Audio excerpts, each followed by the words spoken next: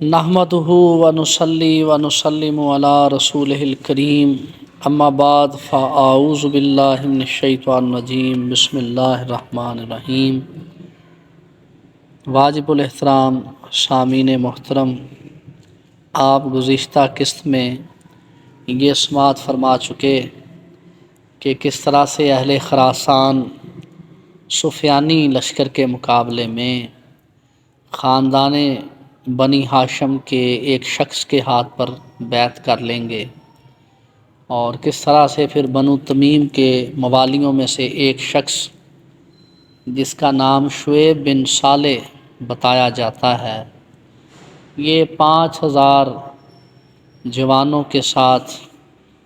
اس ہاشمی جوان کی بیعت کر لے گا، اور پھر یہ لشکر مل کر سفیانی لشکر کو عبرت ناک شکست دے گا اور ان کی اکثر تعداد کو قتل کر ڈالے گا۔ اس کے بعد یہ وہ خاص لشکر ہوگا جو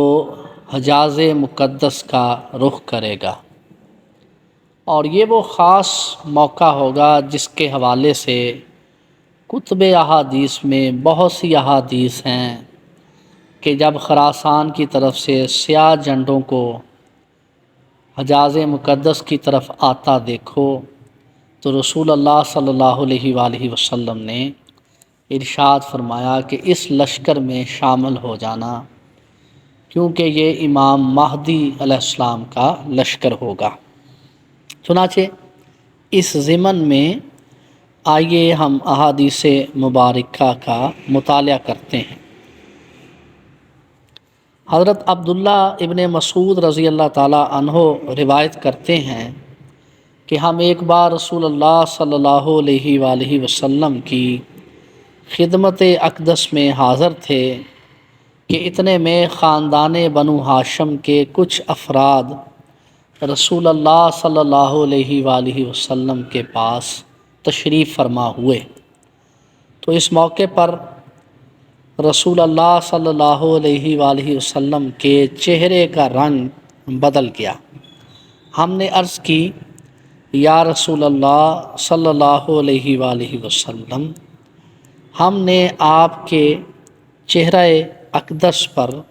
پریشانی کے آثار دیکھے ہیں۔ آپ علیہ الصلوۃ والسلام نے ارشاد فرمایا، میرے اہل بیت کے لیے اللہ تعالیٰ نے دنیا کے مقابلے میں آخرت کو منتخب کیا ہے اور پسند کیا ہے، اور میرے خاندان کے افراد کو میرے بعد بڑی ابتلائیں جلا وطنیوں اور غریب الوطنی کا سامنا کرنا پڑے گا، یہاں تک کہ ادھر سے آپ علیہ الصلوۃ والسلام نے مشرق کی طرف اشارہ کر کے ارشاد فرمایا، مشرق کی طرف سے سیاہ جھنڈے والے آئیں گے، وہ لوگ اپنا حق مانگیں گے مگر انہیں حق نہیں دیا جائے گا، ایسا وہ 2 یا 3 بار کریں گے، چنانچہ وہ لوگ جنگ کریں گے اور فتح یاب ہوں گے، پھر انہیں ان کی مانگ دی جائے گی، مگر وہ لوگ اسے قبول نہیں کریں گے یہاں تک کہ اسے میرے اہل بیت سے تعلق رکھنے والے ایک شخص کو دے دیں گے۔ اس حدیث مبارکہ کے حوالے سماعت فرمائیے۔ ابن ماجہ میں اس حدیث کا نمبر ہے 4082۔ ابن عمردانی نے اس حدیث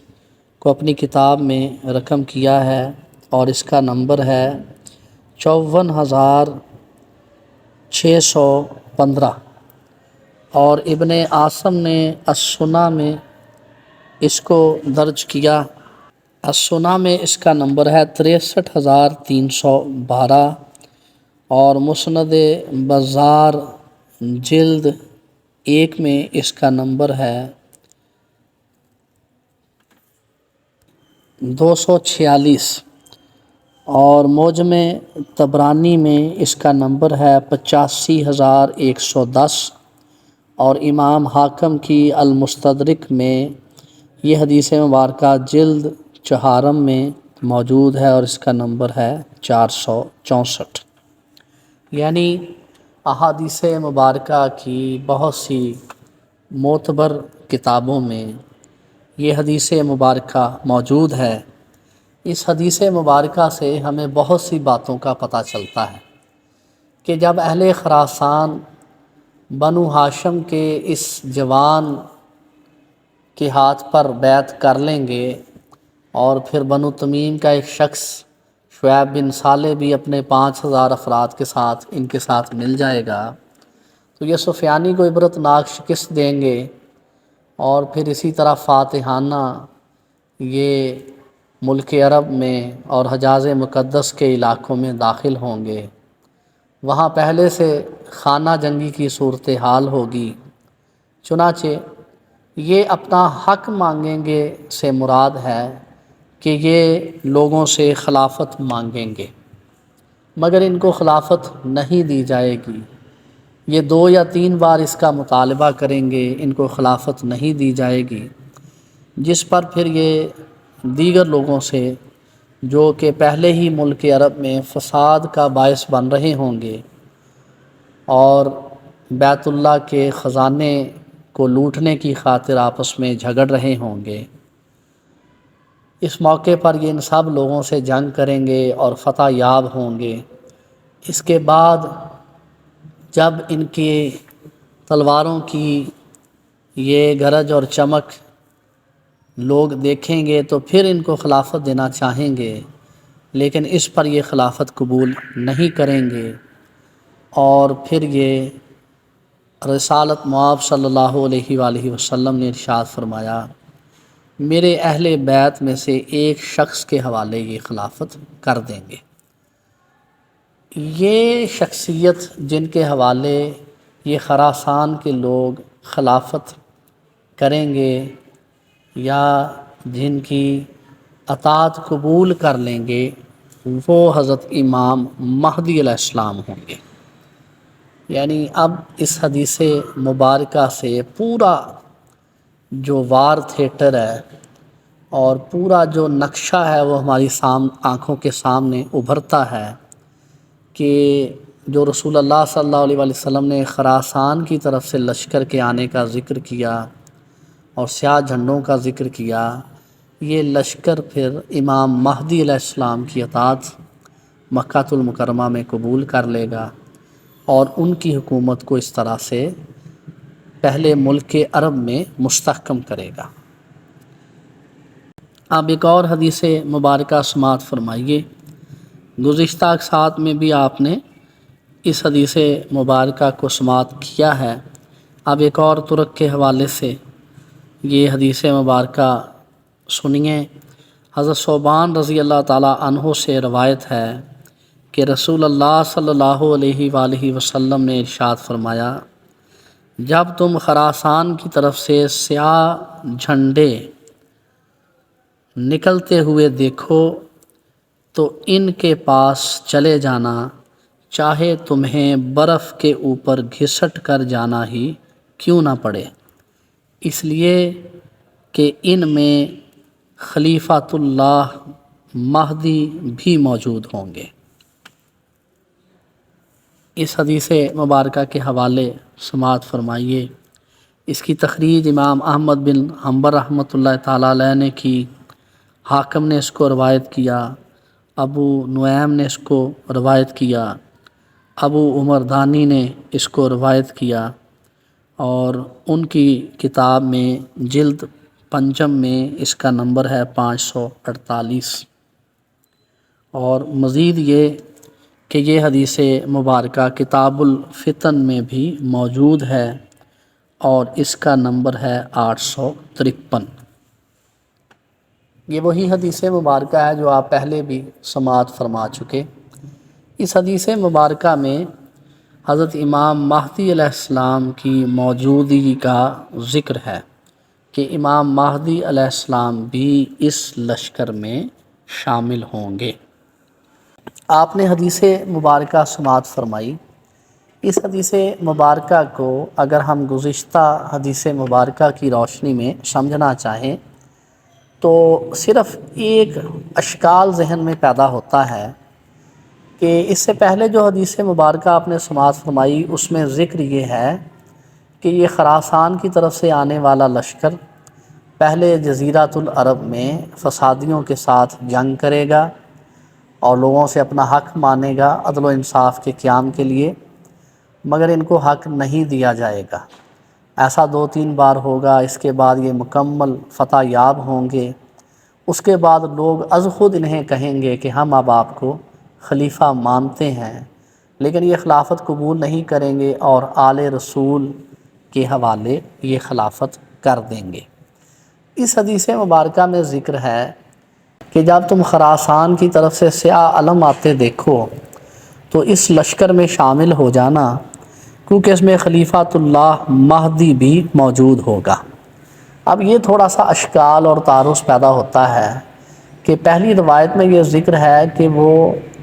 خلافت امام مہدی علیہ السلام کو مکہ المکرمہ میں ان کے حوالے کریں گے، اور اس میں ذکر موجود ہے کہ امام مہدی علیہ السلام بنفس نفیس اس لشکر میں موجود ہوں گے، اور خراسان کی طرف سے لشکر کے آنے کا ذکر ہے۔ تو بندہ ناچیز کی رائے میں ان دونوں احادیث کی باہمی جو تطبیق ہے وہ اس طرح سے کی جا سکتی ہے کہ امام مہدی علیہ السلام کی موجودگی اس لشکر میں اس لحاظ سے سمجھی جا سکتی ہے کہ جس شخصیت کے ہاتھوں پر اہل خراسان میں ہی بیعت کر چکے ہوں گے، وہ بھی بنی ہاشم کے ہی چشم و چراغ ہوں گے، اور وہ بھی رسول اللہ صلی اللہ علیہ وآلہ وسلم کے اہل بیت میں سے ہی ہوں گے، اور بعض روایات کے مطابق یہ پتہ چلتا ہے کہ وہ آپ کے چچا زاد بھائی ہوں گے۔ چنانچہ آپ حضرت امام مہدی علیہ السلام کی اس لشکر میں پہلے سے موجودگی کو ان کی صورت میں سمجھا جا سکتا ہے کہ جب ان کے چچا زاد بھائی اس لشکر کی قیادت کرتے ہوئے خراسان سے آئیں گے تو یقیناً یہ حضرت امام مہدی علیہ السلام کا لشکر ہی ہوگا۔ اور دوسری تطبیق یہ بھی کی جا سکتی ہے کہ اہل خراسان اس حوالے سے خراسان میں ہی بڑے کرسٹل کلیئر ہوں گے اور بڑے صاف دل ہوں گے کہ جو خلافت ہے یہ صرف آل رسول کا حق ہے، جبھی تو وہ خراسان میں آل رسول کے ہاتھوں پر سب سے پہلے بیعت کریں گے، پھر سفیانی سے قتال کریں گے، اور جب مکہ المکرمہ میں آ کر وہ خلافت مانگیں گے تو دراصل خلافت وہ اپنے لیے نہیں مانگ رہے ہوں گے، بلکہ وہاں کے لوگوں کو اسی بات پر دعوت دے رہے ہوں گے کہ وہ بھی ان کے ساتھ مل کر آل رسول کے ہاتھوں پر بیعت کر لیں۔ تو جیسے ہی ان کو فتح کے بعد یہ پتہ چلے گا کہ یہاں رسول اللہ صلی اللہ علیہ وآلہ وسلم کے شہزادے موجود ہیں اور امام مہدی علیہ السلام کی ساری علامات ان میں وہ دیکھ لیں گے، تو پھر وہ ان کے حوالے یہ خلافت کر دیں گے۔ یعنی جو خراسان کے جو لشکری ہیں یہ اور ان کے جو امیر ہیں وہ بھی، چونکہ وہ بھی آل رسول ہوں گے، وہ جب امام مہدی علیہ السلام کو پہچان لیں گے تو یہ سب پھر مل کر امام مہدی علیہ السلام کے دستے حق پرست پر بیعت کر لیں گے۔ اور اس سے پہلے جو حدیث مبارکہ میں امام مہدی علیہ السلام کی اس لشکر میں موجودگی کا ذکر ہے تو اس کو اس طرح سے سمجھا جا سکتا ہے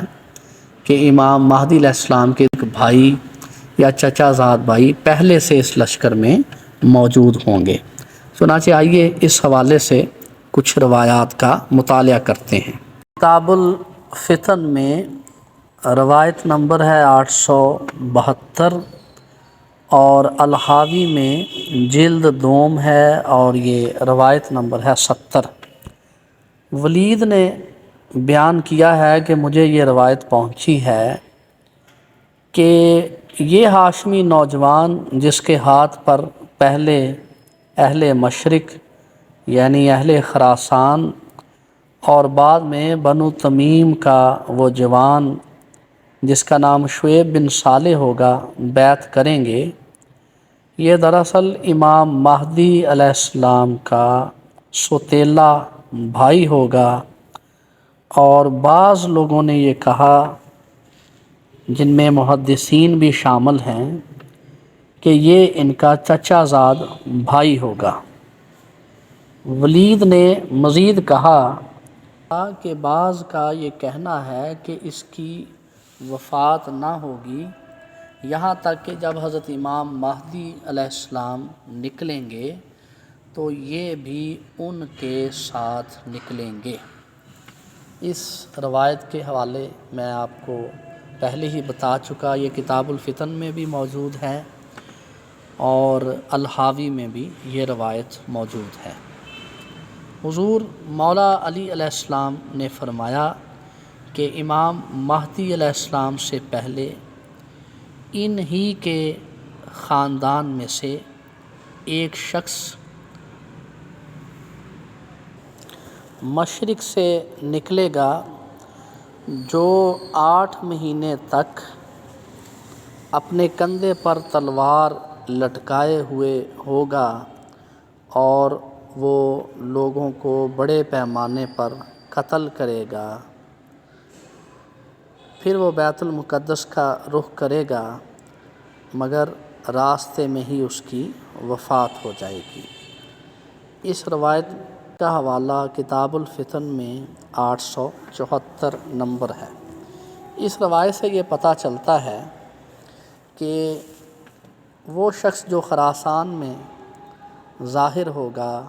اور اہل خراسان اس کے ہاتھ پر بیعت کر لیں گے، وہ امام مہدی علیہ السلام ہی کے خاندان کا یعنی اہل بیت میں سے ہی ہوگا، لیکن وہ بڑے پیمانے پر لوگوں کو قتل کرے گا۔ ان میں سے ظاہر ہے سفیانی کا ایک لشکر ہے، اور پھر حجاز مقدس میں ایک بڑی لڑائی ہے جو ان کی زیر قیادت اہل خراسان لڑیں گے۔ اس روایت میں اس شخص کے بیت المقدس کی طرف جانے کا ذکر ملتا ہے۔ عین ممکن ہے کہ بیت المقدس کی طرف اس شخص کا جانا امام مہدی علیہ السلام کے ساتھ ہی ہو، کیونکہ امام مہدی علیہ السلام بیت المقدس ہی کو پھر اپنا دارالخلافہ بنائیں گے۔ بہرکیف اس روایت سے یہ واضح ہے کہ امام مہدی علیہ السلام کا ایک بھائی اور عزیز ہی وہ خاندان بنو ہاشم کا چشم و چراغ ہوگا جس کے ہاتھ پر اہل خراسان بیعت کریں گے، اور بڑے پیمانے پر پھر لوگوں سے قتال ہوگا، جن میں سفیانی کا نام قابل ذکر اور نمایاں ہے۔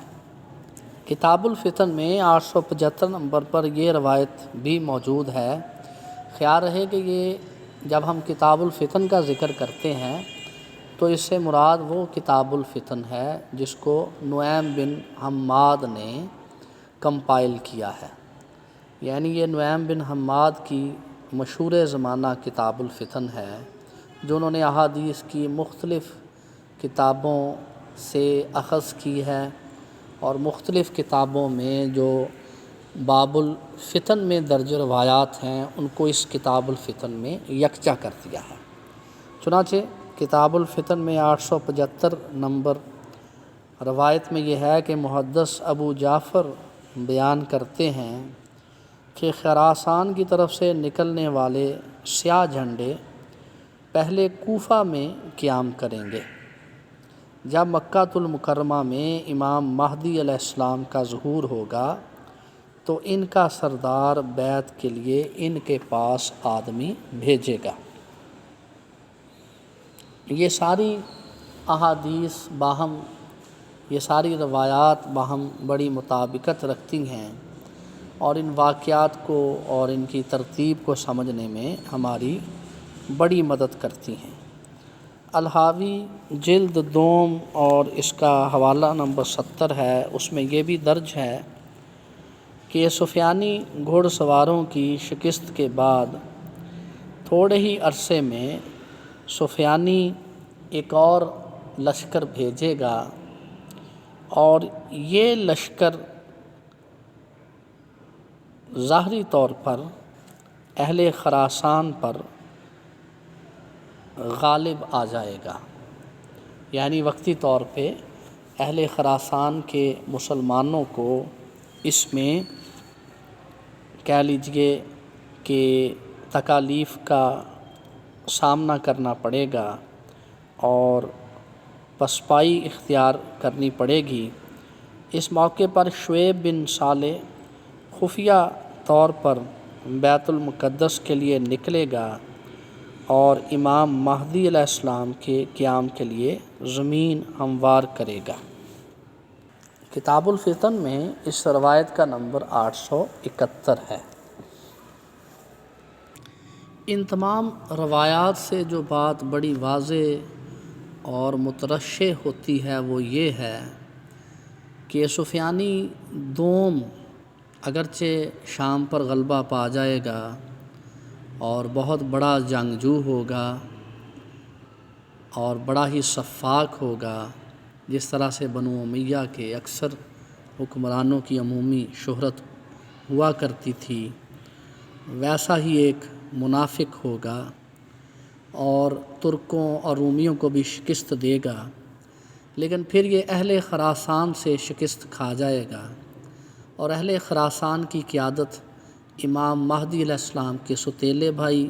اور بعض روایات کے مطابق چچا زاد بھائی ہی کر رہے ہوں گے، مگر یہ اخلاق اور سیرت میں کسی صورت بھی امام مہدی علیہ السلام کے ہم پلہ نہیں ہوں گے۔ تاہم اہل خراسان کا یہ لشکر ان کی قیادت میں پہلے کوفہ میں قیام کرے گا اور وہاں سے دشمنان اسلام کا قلع کما کرے گا، اور پھر بعض روایات کے مطابق سفیانی کی ایک اور فوج جب ان کے مد مقابل ہوگی تو وقتی طور پہ ان کو پسپائی ہوگی، اور شعیب بن صالح بیت المقدس کا رخ کرے گا اور وہاں سے پھر وہ حضرت امام مہدی علیہ السلام کے لیے زمین ہموار کرے گا۔ جبکہ احادیث اور روایات سے یہ بات بھی پتہ چلتی ہے کہ کوفہ میں قیام کے بعد یہ خراسان کا جو لشکر ہے وہ مکہ المکرمہ میں پہنچے گا اور وہاں لوگوں سے وہ خلافت اپنے امیر کے لیے مانگے گا جو خاندان بنو ہاشم میں سے ہی ہوں گے، لیکن لوگ جب انکار کریں گے اور فساد برپا کریں گے تو یہ خراسان کا لشکر ان کو اس بری طرح سے تحت دیگ کرے گا کہ جس کی مثال تاریخ عالم میں نہیں ملتی، اور جس کا ذکر احادیث مبارکہ میں رسول اللہ صلی اللہ علیہ وآلہ وسلم نے فرمایا ہے۔ اس کے بعد جب ساکنان عرب خلافت برضا و رغبت اہل خراسان اور ان کے امیر کو سونپیں گے تو یہی وہ وقت ہوگا جب حضرت امام مہدی علیہ السلام ظہور پذیر ہو چکے ہوں گے۔ چنانچہ اہل خراسان جو پہلے ہی صاف دل اور صاف نیت ہوں گے اور جن کی قیادت پہلے ہی ہاشمی جوان کر رہے ہوں گے، وہ اپنے امیر سمیت حضرت امام مہدی علیہ السلام کی بیعت کر لیں گے۔ جہاں تک سفیانی کے عروج اور زوال کا تعلق ہے، اور سفیانی اول اور دوم کی ہم نے گزشتہ قسط میں بات کی تھی، تو اس حوالے سے بھی کتاب الفتن کی یہ روایت بڑی خاص ہے جو ہمیں سفیانی اول اور دوم کے عروج و زوال کی داستان اور ان کے انجام کے بارے میں بتاتی ہے۔ چنانچہ کتاب الفتن میں اس روایت کا نمبر 808 ہے، اور یہ ابو وہب سے روایت ہے کہ قوم بربر جب اہل عرب پر چڑھائی کرے گی تو اس حوالے سے اہل عرب 4 جھنڈوں میں منقسم ہو جائیں گے، اور چاروں میں بعد میں غلبہ حاصل کرنے کے لیے جنگ و جدل ہوگی۔ اس وقت ابو سفیان کے خاندان میں سے ایک شخص نکلے گا، وہ ان لوگوں سے جنگ و جدل کرے گا۔ یعنی بربر قوم کو، یا آپ کہہ لیں کہ یہ جو افریقہ کی قوم ہوگی، اس قوم کو اہل عرب تو شکست دے لیں گے، لیکن بعد میں ان کے اپنے اندر خانہ جنگی شروع ہو جائے گی۔ اس موقع پر ان کے 4 جھنڈے ہوں گے، اور ان لشکروں میں سے ایک لشکر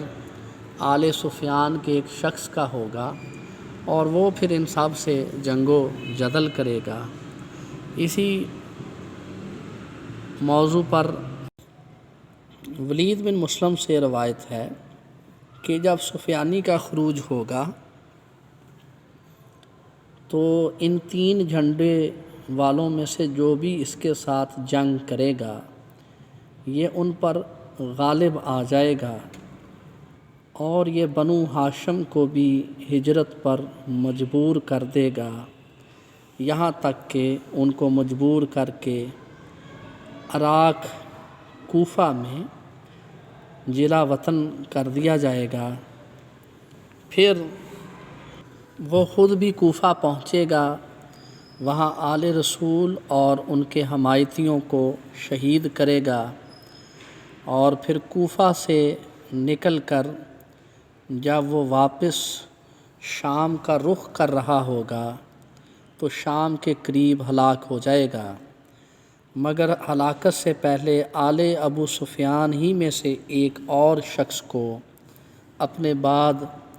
بادشاہ یا امیر منتخب کر لے گا، تو اس کو پھر پورے ملک شام پر غلبہ ہو جائے گا، اور اسی طرح دوبارہ وہ کوفہ پر لشکر کشی کرے گا، اور دیگر ارد گرد کی بڑی طاقتوں پر بھی غالب آ جائے گا، جن میں آپ دیگر روایات میں یہ پڑھ چکے ہیں کہ وہ اتنا بڑا جنگجو اور امیر ہوگا کہ ترکوں اور رومیوں کے اجتماعی لشکر کو بھی شکست دے گا۔ یہی جو دوسرا امیر ہے یہی سفیانی کے طور پر مشہور ہوگا۔ کتاب الفتن میں اس روایت کا نمبر 808 ہے۔ یعنی اس روایت سے ہمیں سفیانی کے عروج و زوال کی خبر ملتی ہے، اور یہ پتہ چلتا ہے کہ ابو سفیان کے خاندان میں سے ہی قرب قیامت میں 2 ایسے مزید بادشاہ اور امیر آئیں گے جو ابو سفیان کے خاندان کے اکثر لوگوں کی روایت کو برقرار رکھتے ہوئے اسلام کو اسی ازلی شقاوت اور بدبختی کے تحت جو ان کی ہڈیوں اور گوشت پوست اور خون میں ازل سے رچی بسی تھی، اسلام کو اور مسلمانوں کو شدید نقصان پہنچائیں گے، اور خاص طور پر آل رسول کا جو بغض ان کے دل و دماغ میں ازل سے موجود ہے، اسی بغض کا اظہار یہ قرب قیامت میں بھی کریں گے، اور مکہ المکرمہ سے آل رسول کو ہجرت پر مجبور کریں گے، اور پھر کوفہ میں بھی ان کا تعاقب کریں گے، وہاں بھی ان کے حامیوں کو قتل کریں گے اور آل رسول کو شہید کریں گے۔ تو اس روایت سے یہ بھی پتہ چلتا ہے کہ اسی دور میں آل رسول ایک بار پھر خراسان کی طرف ہجرت کرے گی۔ چنانچہ سفیانی دوم دوبارہ خروج کرے گا، اور شام پر غلبہ کے بعد ترکوں اور رومیوں کے خلاف جنگ کرے گا، اور پھر اہل کوفہ کو بے دردی سے شہید کرے گا، اور آل رسول کے حامیوں کے خلاف جنگ کرے گا، اور اس کے بعد اہل خراسان کی طرف بھی لشکر روانہ کرے گا، اور اس کا یہ مقصد ہوگا کہ وہاں بھی آل رسول کا تعاقب کیا جائے۔ مگر اہل خراسان کی خوش قسمتی یہ ہوگی کہ یہ سفیانی سے چند ابتدائی جنگوں کے بعد اس نتیجے پر پہنچے گے کہ ہمیں آل رسول کی بیعت کر لینی چاہیے اور آل رسول کی سرکردگی میں اس بلائے عظیم سے نبٹنا چاہیے۔ چنانچہ آل رسول کی برکت سے اہل خراسان کو فتح ملے گی اور یہ سفیانی دوم کا لشکر شکست کھا جائے گا۔ اس کے بعد گزشتہ اقساط میں آپ یہ پڑھ چکے ہیں کہ یہی وہ سفیانی دوم ہوگا جس کے دور میں حضرت امام مہدی علیہ السلام کی بیعت ہوگی، تو اس موقع پر یہ ایک لشکر حضرت امام مہدی علیہ السلام کے خلاف بھیجے گا، مگر یہی وہ لشکر ہوگا جو بیعت زمین میں دھنس جائے گا۔ تو یہ ساری روایات ہمیں اس سارے معاملے کو سمجھنے میں خاصی مددگار ہیں کہ امام مہدی علیہ السلام کے ظہور سے پہلے سفیانی کا خروج ہوگا اور آل رسول کو ایک دفعہ پھر حجاز مقدس سے ہجرتوں پر مجبور کیا جائے گا، اور اہل خراسان پھر اٹھ کھڑے ہوں گے اور ان کے لشکر کی نشانی سیاہ علم ہوگا، اور ان کے امیر بھی سید زادے ہاشمی جوان ہوں گے جو امام مہدی علیہ السلام ہی کے سوتیلے بھائی یا چچا زاد بھائی ہوں گے۔ آپ نے ان روایات میں اور اس قسط میں بنو تمیم کے ایک جوان کا ذکر بھی بطور خاص سماعت فرمایا۔ اس حوالے سے کتاب الفتن میں اور الحاوی میں کچھ اور بھی رقم ہے، اور ہمیں یہ پتہ چلتا ہے کہ شعیب بن صالح کس طرح سے نکلیں گے اور ان کے حوالے سے ان دونوں کتابوں میں کیا لکھا ہے۔ چنانچہ حضور خواجہ حسن بصری رضی اللہ تعالیٰ عنہ سے روایت ہے، رے میں ایک شخص نکلے گا جس کا قد درمیانہ رنگ گندمی ہوگا، اور وہ بنو تمیم کے آزاد کردہ غلاموں میں سے ہوگا۔ اس کا نام شعیب بن صالح ہوگا۔ اس کے ساتھ 4000 آدمی ہوں گے جن کے کپڑے سفید اور جھنڈے سیاہ ہوں گے۔ یہ امام مہدی علیہ السلام کے مقدمۃ الجیش کا امیر ہوگا، اس سے جو بھی جنگ کرے گا وہ شکست کھائے گا۔ اس روایت کا حوالہ نوٹ فرمائیں، الحاوی میں یہ جلد دوم اور اس کا نمبر ہے 68، اور کتاب الفتن میں اس روایت کا نمبر ہے 854۔ اس روایت سے یہ پتہ چلا کہ شعیب بن صالح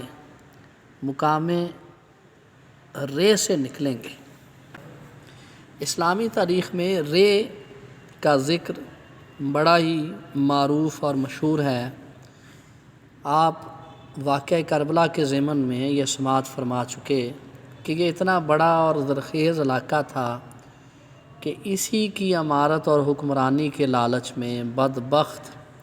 عمر بن سعد نے عبید اللہ بن زیاد ملعون اور یزید کی حمایت کی تھی، اور نواسہ رسول سید الشہداء امام عالی مقام سیدنا امام حسین علیہ السلام پر لشکر کشی کی تھی۔ چنانچہ رے کے مقام سے شعیب بن صالح نکلیں گے، اور اس روایت میں ان کے خد و خال کا ذکر بھی ہے کہ ان کا رنگ